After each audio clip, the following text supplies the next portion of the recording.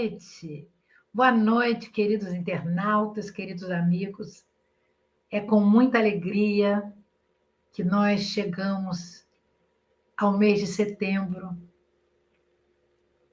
e já estamos no 5º livro dessa série psicológica transpessoal, que contém 16 livros, 16 obras. E nós vamos entrar hoje no 5º livro, ou seja, o Ser Consciente. Esse é um livro que, na realidade, é um livro que dá suporte ao restante das obras. Ele é como se fosse uma bússola para nós entendermos o que é psicologia transpessoal, que força é essa que a Joana procurou. Então, a partir disto, este livro ele vai ser dividido em 4 partes. E até o final de 2025, nós vamos nos utilizarmos do livro O Ser Consciente, dividido em partes, para que no próximo ano, 2026, possamos acompanhar com um pouco mais de tranquilidade, pacificados, felizes, essas outras obras. Eu e a Lélia Fernandes achamos por bem fazer essa divisão. A nossa benfeitora, ela diz assim: esmagado por conflitos que não amainam de intensidade, o homem moderno procura mecanismos escapistas em vãs tentativas de driblar as aflições, transferindo-se para os setores do êxito exterior, ou seja, vamos tentar procurar coisas que nos afaguem a alma do exterior para o interior, quando sabemos que não é assim que funciona. Mas a nossa benfeitora vai nos ajudar a entender as nossas dificuldades. E ela diz: as realizações externas podem acalmar as ansiedades do coração, momentaneamente, não porém erradicá-las, razão porque o triunfo externo não apazigua interiormente. O homem, pois, pode e deve ser considerado como sendo a sua própria mente.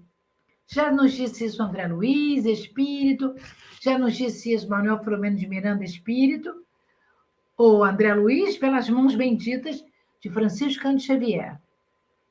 E o nosso querido Filomeno, pelas mãos benditas de Divaldo Pereira Franco. Aquilo que nós cultivamos no nosso íntimo, no nosso campo íntimo, ou que nós insistimos em realizar lá no nosso interior, constitui a nossa essência e legitimidade. Guardamos, vamos levar para as outras reencarnações. Mas devem ser estudadas pacientemente, a fim de podermos enfrentar os paradoxos existenciais. Será que eu estou fazendo o que eu vim fazer? Será que eu estou progredindo na minha escala evolutiva? Pareço e sou, parecer e ser, as inquietações e tendências que nos comandam, estabelecendo os paradigmas corretos da nossa evolução. É preciso sempre estarmos muito atentos, porque muitas vezes a nossa verdade é uma verdade pueril ainda, não é uma verdade de consistência do ser espiritual. Ignorar uma situação não significa eliminá-la ou superá-la. Nós ignoramos, colocamos embaixo do nosso tapetinho e logo, logo ela vai nos convidar a pensarmos nela. Assim, ocorre a mesma coisa nos nossos conflitos psicológicos. Estão presentes em nós, no homem, e invariavelmente nós não damos o devido valor. Evitamos até pensar neles. vamos dizer assim, quantos dizem, né? Vamos deixar para a próxima reencarnação. Mas isso não hoje irradica de nós.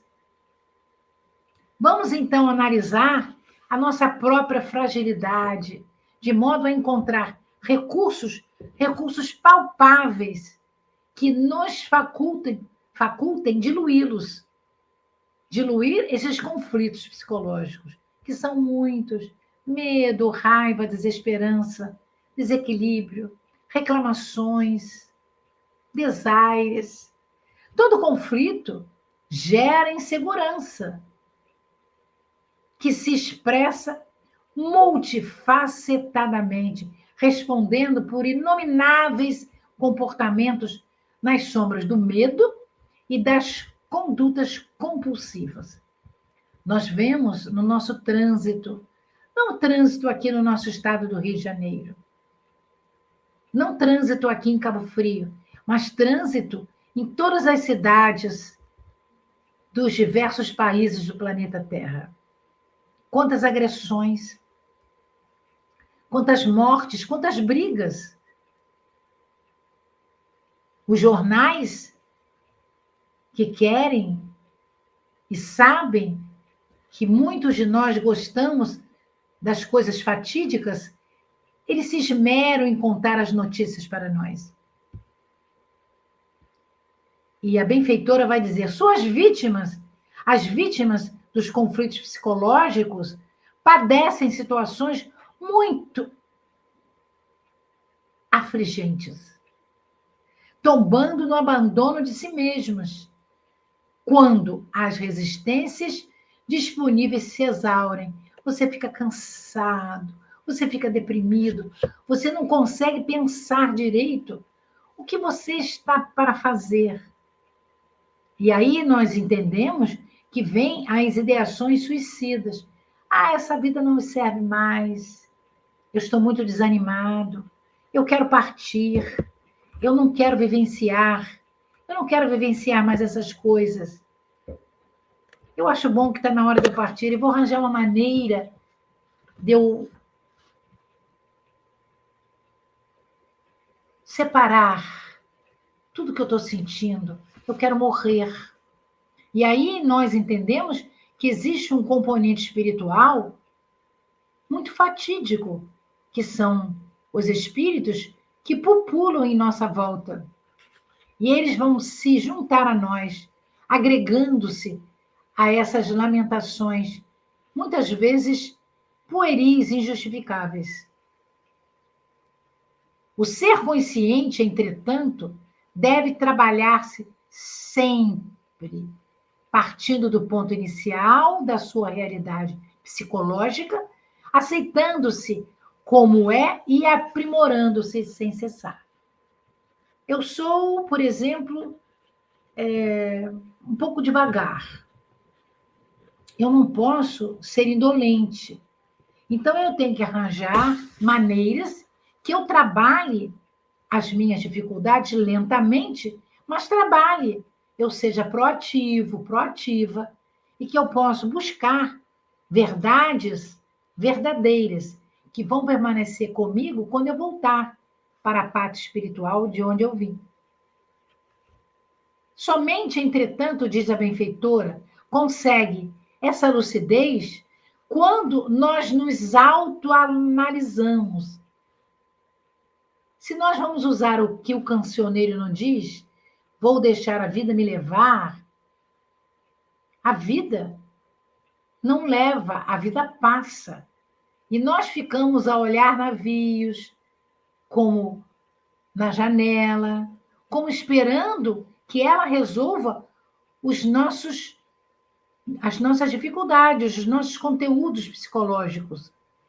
Entretanto, nós temos que nos ficar dispostos a encontrarmos a nós mesmos sem máscara, sem deteriorização, sem escapismos. Para que isso tudo aconteça, nós não podemos nos julgar, mas nos julgar com aquela severidade que muitas vezes fazemos. Se nós nos julgarmos com severidade, nós vamos ficar parados. A Terra vai evoluir, os nossos amigos vão evoluir e nós vamos ficando para trás, como se estivéssemos parados no tempo. Nós não podemos nos justificar, nós não devemos nos acusar sem culpa. Apenas deveremos nos descobrirmos. De que maneira? Usando o auto-amor. O que nos diz o auto-amor? O auto-amor ensina-nos a nos encontrarmos e desvela os nossos potenciais de força íntima. São os talentos que nós nascemos com eles. Que são talentos? São dinheiros? Como Jesus falou naquela época, mais de 2000 anos? Não. São virtudes. Nós somos virtuosos. Nós somos pacientes. Nós somos amigos de quem está precisando de nós. Às vezes, nós precisamos só dar uma alavancada nesse potencial nosso. Depois, nós devemos de ter uma grande autoestima.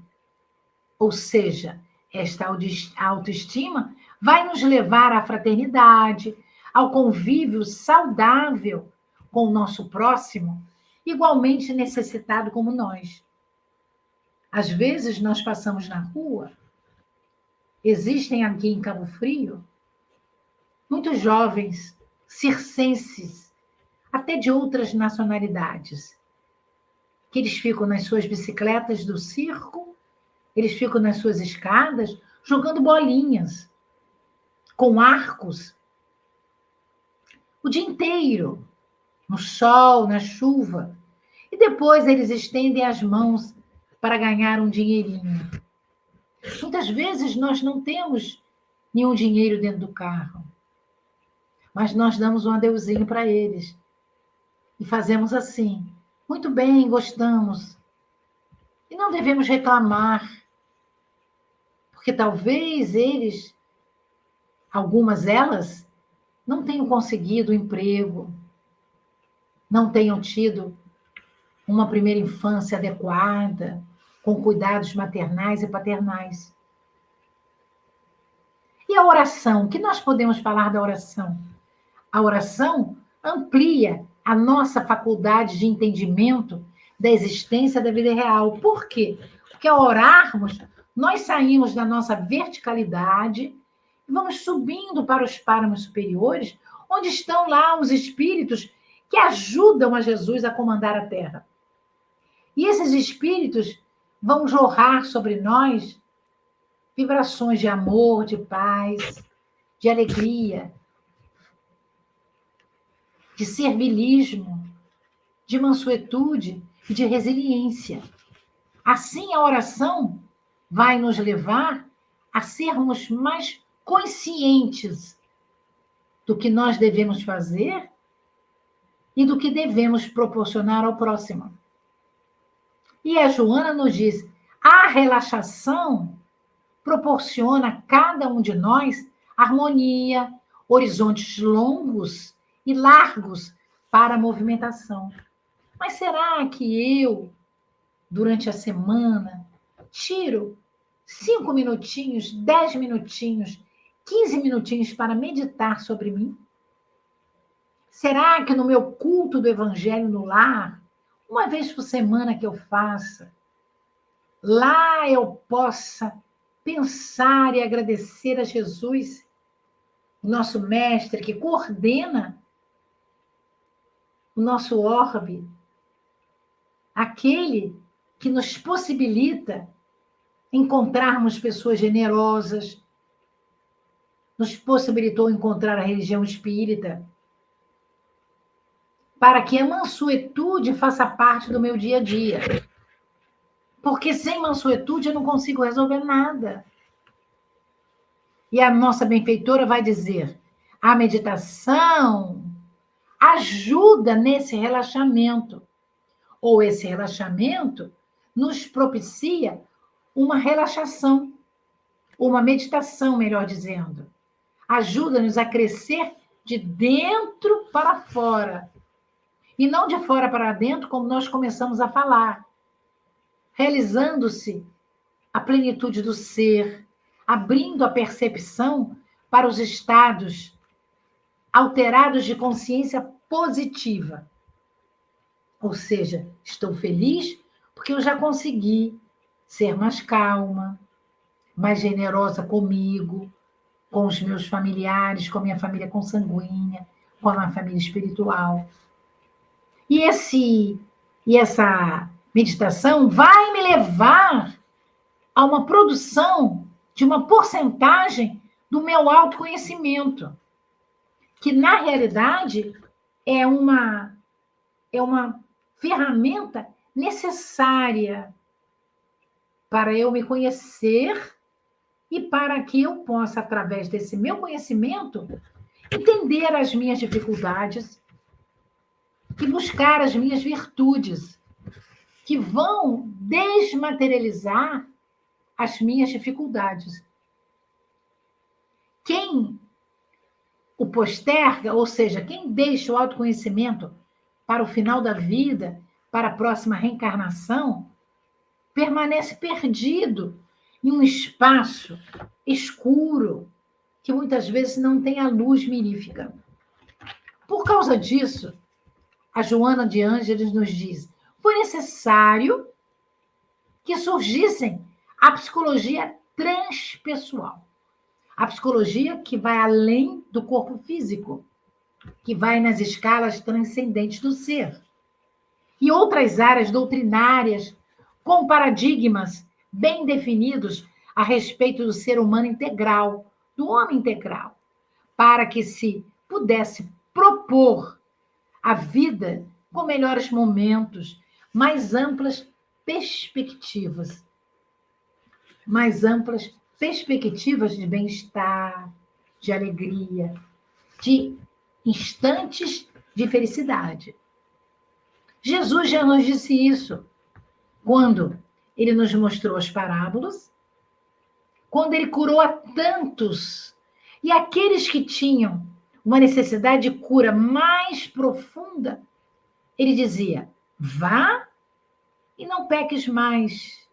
Ou seja, vá e não continue trabalhando em você, em ti, aquele conhecimento errado, aquela verdade errada. Modifica-se. Daqui para frente, você pode ser um ser diferente. Você pode ser um ser integral. Eu estou aqui para te ajudar. Que coisa linda, não é, meus amigos? Pois é, Jesus já veio para nos dizer isso. E a Joana, estudiosa do Cristo, ela nos diz: a contribuição da parapsicologia, da psicobiofísica, da psicotrônica, ampliou os nossos horizontes, os horizontes do homem, proporcionando o encontro entre outras dimensões da vida, sem ser a dimensão física, a dimensão grotesca, de intensidade dura da energia que compõe o homem, espírito, perispírito e corpo físico. Antes de todas essas disciplinas psicológicas e doutrinárias, o Espiritismo, diz a nossa benfeitora Joana de Ângeles, descortinou para a criatura a grande, a valiosa possibilidade de ser consciente, de nos conscientizando ao nosso autoencontro. A autodescoberta a respeito da vida além dos estreitos limites da matéria. Eu estou na vida física, mas eu sou espírito, ligado a Deus, a essa consciência cósmica. Por isso que eu nunca morro, porque eu tenho um eixo que ela vai contando para nós neste livro, mais na frente, o eixo ego-self, o eixo em que eu tomo conta da minha atualidade, quem sou eu nesta reencarnação, e caminho ao meu ser divino, ao meu si. Quando eu me percebo ligada a Deus, ao meu self, adentro das minhas possibilidades, até chegar a um ser crístico como Jesus foi. Assim, identificado nesses elevados objetivos da existência terrestre,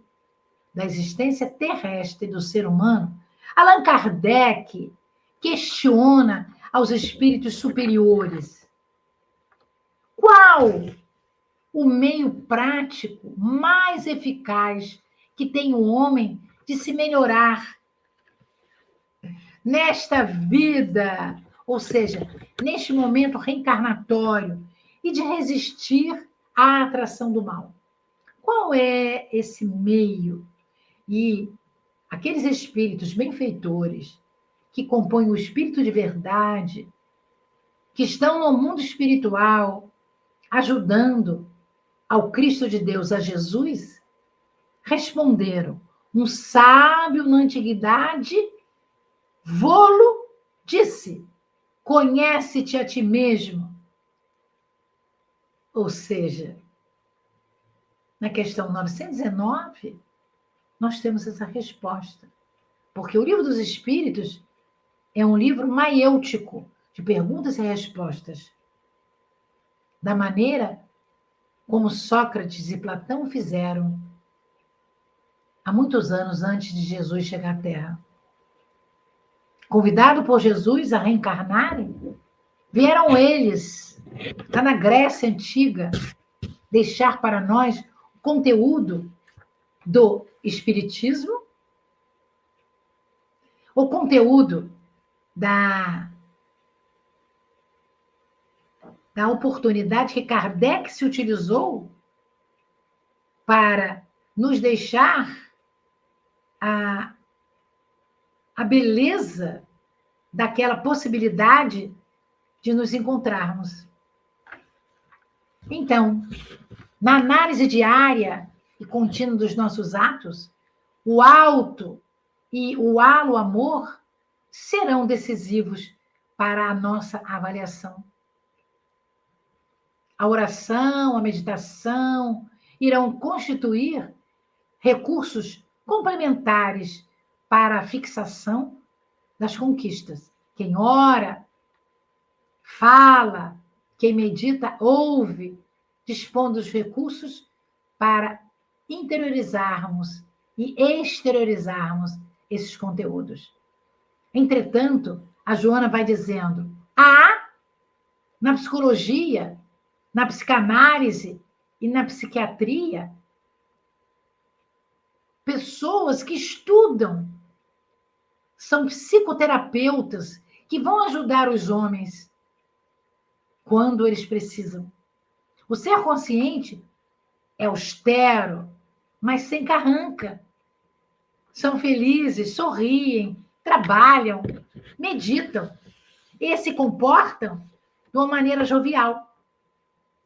Eles são responsáveis, nós somos responsáveis, e não nos permitimos o voo sem sensibilidade. E ela traduz esse momento final dessa introdução ao livro Ser Consciente. Ela diz: este modesto livro, que ora trazemos a análise do caro reitor, pretende, sem presunção, auxiliá-lo na conquista da consciência. Não apresenta qualquer técnica nova ou milagrosa. Estuda algumas problemáticas humanas à luz da quarta força em psicologia. Confiamos, diz Joana, que será útil a alguém que se encontre aflito ou fugindo de si mesmo, ajudando na solução do seu problema, isto é, para que nos recompense plenamente. Isto ela falou para nós no ano de 1993, 19 de maio. Que bom, não é, meus amigos? Nós esperamos, eu e a Marta, eu e a Joana de Ângeles, as Martas, a Marta e a Maria, lá de Lázaro. Essa Marta, que Jesus falou, Marta, Marta, Maria escolheu a melhor parte. O que isso quer dizer? Quer dizer que nós conseguimos, quando queremos, parar um pouco para meditar no Evangelho do Cristo. E essa meditação é miraculosa, porque nos deixa melhores, mais felizes, com mais elegância no modo de ser. Assim, dizemos, muita paz, meus amigos, até daqui a 15 dias. Isso é uma beleza. Fiquem com Deus, que assim possa ser. Beijos no coração de todos vocês. Muito obrigada, meus amigos. Muito obrigada. Que assim possa ser até daqui a 15 dias.